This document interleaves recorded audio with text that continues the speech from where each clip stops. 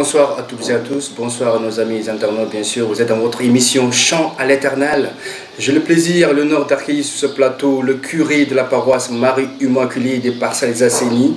Alors cet après-midi, on va parler de l'Assomption et aussi de la Vierge Marie. Il va nous parler un peu des oblats de Marie-Immaculée. Bonsoir mon père. Bonsoir. Voilà, bienvenue sur ce plateau de Chant à l'Éternel. L'émission s'appelle la Chant à l'Éternel. Le but de cette émission, c'est de faire découvrir l'Église catholique.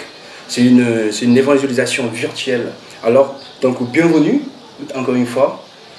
Merci beaucoup de l'invitation. C'est avec joie que je suis là pour partager l'expérience et également aider nos amis à découvrir cette Église, à découvrir la beauté de notre famille et chrétienne, la famille des enfants de Dieu. D'accord. Donc, on va parler, mon père, de l'Assomption. Donc, c'est une fête qui vient. Donc, d'habitude, dañuy gis jeunes yi bu ñu fête catholique jot na ñu ci bëri dañuy bëgg dem soirée ñu ci bëri dañuy nekk ak seeni copines yi. D'abord, nañ ci ñëw après ci dernière question bi. Mais là, je voudrais que tu nous parles un peu de l'Assomption. Pourquoi parle-t-on de l'Assomption? Bon, c'est une fête. La fête de l'Assomption, c'est la fête où l'Église magnifie ce que le Seigneur a fait pour la Vierge Marie. Au terme de sa vie terrestre, Dieu l'a élevée, corps et âme, au ciel. Ce qui est une conséquence directe de son immaculée conception, parce que Marie a été conçue sans le péché. Et donc, on ne peut pas concevoir que son corps puisse connaître la dégradation.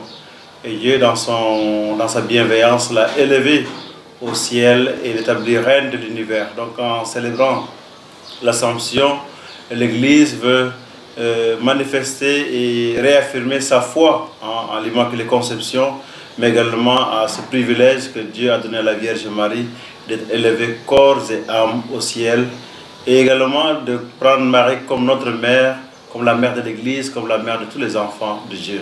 D'accord. Pour mieux vivre l'Assomption, une neuvaine est dite pour apporter quoi au juste dans le cheminement vers la fête de cette grande solennité? Voilà, qui parle de neuvaine parle de 9 jours. 9 jours de préparation à un événement important dans la vie de l'Église, dans la vie d'une personne. C'est pour éviter qu'on célèbre la fête de l'Assomption comme une fête, disons, normale, où on célèbre l'Eucharistie et puis chacun rentre chez lui. Mais c'est avant tout pour préparer nos cœurs, n'est-ce pas, à accueillir les grâces particulières de cette fête. Donc il est important pour le chrétien qui doit célébrer un événement important dans sa foi, dans l'Église, de se remettre en question, de se mettre en route, de trouver des voies et moyens qui l'aident justement à découvrir ce qu'il va célébrer.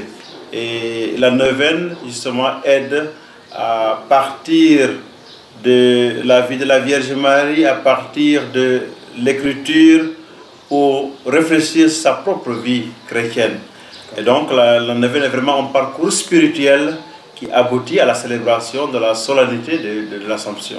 D'accord. Et quel cachet revêt cette solennité? Et c'est une fête mariale, une fête dédiée à la Vierge Marie. Et nous sommes en période de vacances.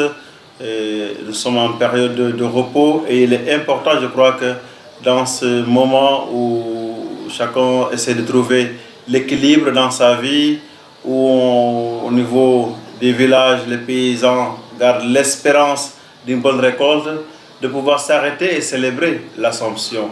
Je crois que le caractère de la fête de l'Assomption, c'est que voilà, elle est célébrée vraiment en une période, je dis, très propice où tout le monde est là.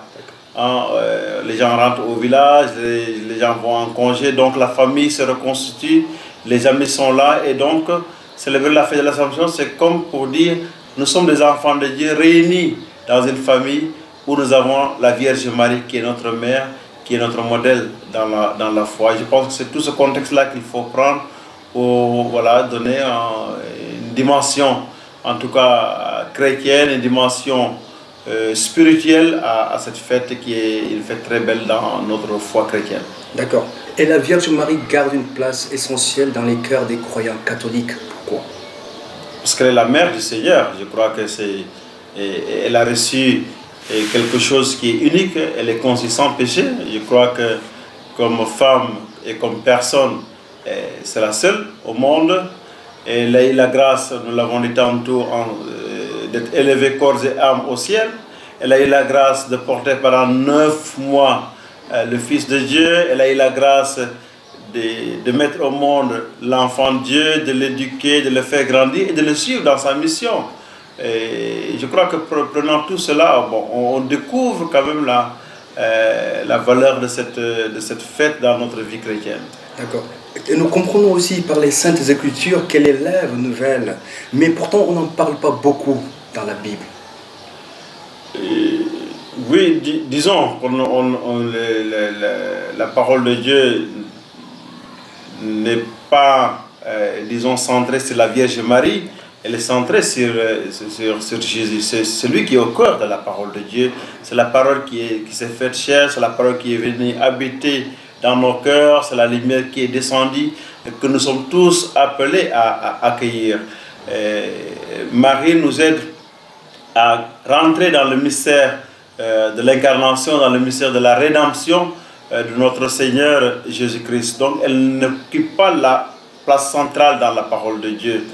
Elle est citée là où on juge que ça peut aider les chrétiens à grandir, mais la parole de Dieu, c'est avant tout Dieu lui-même qui s'est fait chair en Jésus-Christ. Évidemment, maintenant, en faisant une comparaison entre Ève, l'ancienne, et Marie, la nouvelle Ève, on comprend que si l'ancienne Ève a désobéi à Dieu, n'a pas respecté le projet de Dieu, la nouvelle Ève, en Marie, a accepté ce projet de Dieu. Elle est restée fidèle. L'Écriture nous dit que tous ces événements qui passent dans sa vie, elle gardait cela dans son cœur. Et elle est restée fidèle jusqu'au pied de la croix. Donc ce n'est ni la souffrance, ni la beauté qui l'éloigne de Dieu, qui la pousse justement à s'enorgueillir de ce qu'elle est, mais rester l'humble servante du Seigneur, comme elle-même le dit après avoir reçu l'annonce qu'elle serait la mère du Seigneur. D'accord. Mon père, il y a des églises chrétiennes qui disent que l'église catholique adore la Vierge Marie. On n'adore pas la Vierge Marie, on adore Dieu. Je crois que c'est un problème de langage qu'eux-mêmes mettent dans le cœur des fidèles pour tout simplement amener le trouble, amener la confusion. Mais l'Église, dans aucune de ses recommandations, de ses écrits, de ses documents, affirme que nous adorons la Vierge Marie. On la vénère comme une mère. Et je crois que pas seulement nous les catholiques, même la religion musulmane a un respect pour la Vierge Marie et elle en parle pour magnifier ce qu'elle est et le don spécial qu'elle a reçu qu'aucune créature au monde n'a reçu. Et donc, en écoutant Jésus qui nous dit, en s'adressant à Jean, voici ta mère, je crois que c'est tout à fait normal que nous puissions l'accueillir et la prendre comme notre mère, comme celle qui peut nous écouter, comme celle qui peut intercéder pour nous. Hein. On prie Marie pour qu'elle intercède pour nous. Ce n'est pas Marie qui agit, qui exauce nos prières, mais elle les porte à son fils Jésus. Et je crois qu'une maman, quand elle demande quelque chose à son fils, c'est tout à fait naturel que le fils répond, voyant tout ce que la maman a fait pour lui. Et dans ce sens-là, voilà, nous sommes très confiants dans la prière que nous adressons à la Vierge Marie et tout le respect que nous devons à cette femme vraiment qui est modèle en tout dans la vie chrétienne.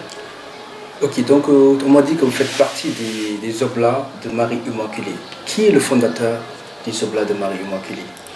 Voilà, la congrégation des missionnaires Oblats de Marie Immaculée a été fondée par Sainte Eugène de Mazenod, qui a eu un grand amour pour la Vierge Marie. D'ailleurs, dans ses écrits, il nous rappelle que nous devons toujours garder la Vierge Marie comme notre mère, que porter le nom de Marie Immaculée est déjà un passeport pour le ciel. Et donc, l'œuvre d'évangélisation, l'œuvre d'aller vers les pauvres et de leur porter la bonne nouvelle a été confiée à la Vierge Marie. C'est pour cela qu'on nous appelle Oblats de Marie Immaculée. Offrande à Dieu par Marie Immaculée, l'Immaculée Conception, je crois que c'est un beau nom un nom que nous gardons avec beaucoup de fierté et qui nous rassure dans ce que nous faisons comme missionnaires des pauvres. Okay. Quel est le message que vous voudriez vraiment lancer à la jeunesse catholique? Oui, vous savez que la fête de l'Assomption au Sénégal, disons, a deux caractères. Il y a d'abord le caractère priant, la célébration de la solennité à travers l'Eucharistie, à travers les processions que beaucoup de paroisses vont faire demain. Mais également, c'est une fête de la famille, nous ne l'oublions pas. C'est une fête qui regroupe les gens du village, qui regroupe les gens de la famille, qui peuvent rester toute l'année sans ne pas se rencontrer, peut-être que quand il y a seulement des événements parfois malheureux ou heureux.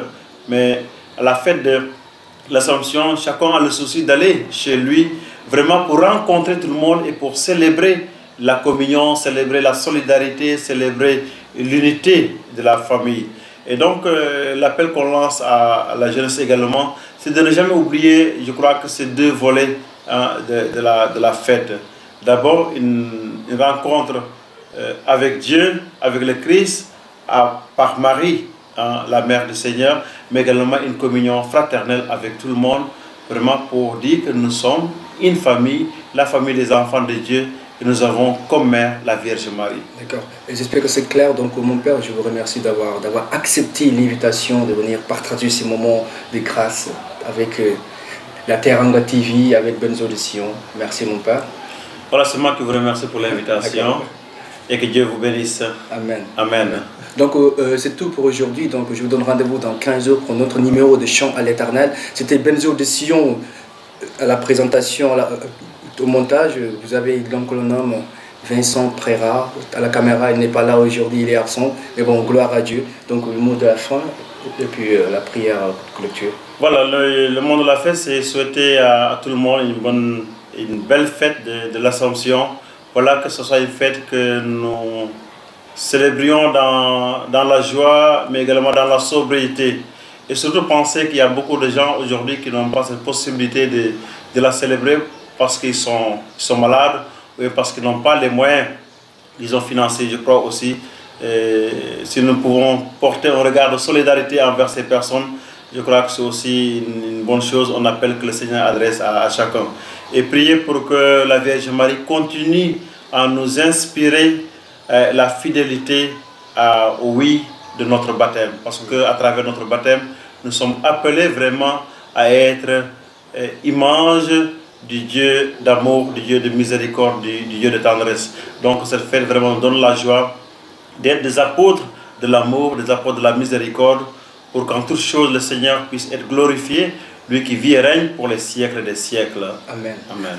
Ok, frères et sœurs en Christ, que le Seigneur vous bénisse et vous garde, que le Seigneur, bien sûr, protège par son sang précieux, que le Seigneur, bien sûr, par l'intersection de la très sainte Vierge Marie, la mère de l'univers, la femme par son oui, il a sauvé l'humanité tout entière. Alors je vous donne rendez-vous dans 15 jours pour notre numéro de votre émission Chant à l'Éternel. Que Dieu vous bénisse. Amen.